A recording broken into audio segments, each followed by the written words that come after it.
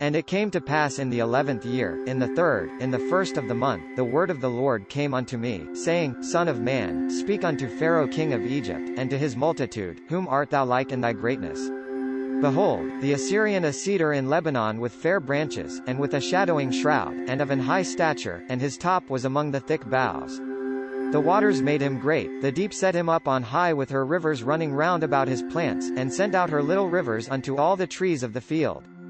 Therefore his height was exalted above all the trees of the field, and his boughs were multiplied, and his branches became long because of the multitude of waters, when he shot forth.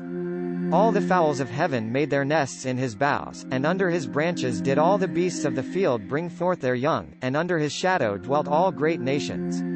Thus was he fair in his greatness, in the length of his branches, for his root was by great waters.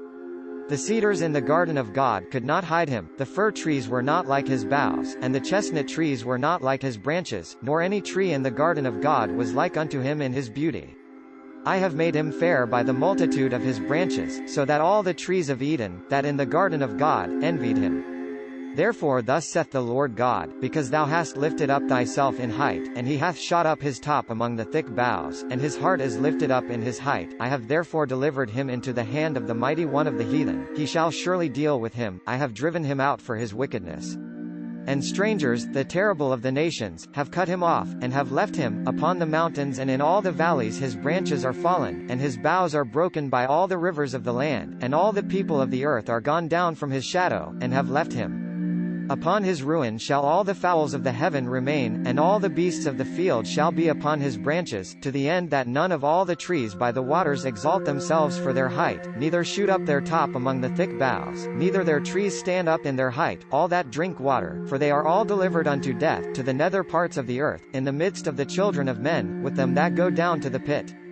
Thus saith the Lord God, in the day when he went down to the grave I caused a mourning, I covered the deep for him, and I restrained the floods thereof, and the great waters were stayed, and I caused Lebanon to mourn for him, and all the trees of the field fainted for him.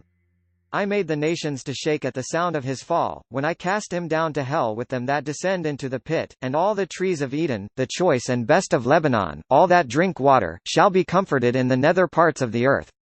They also went down into hell with him unto slain with the sword, and his arm dwelt under his shadow in the midst of the heathen.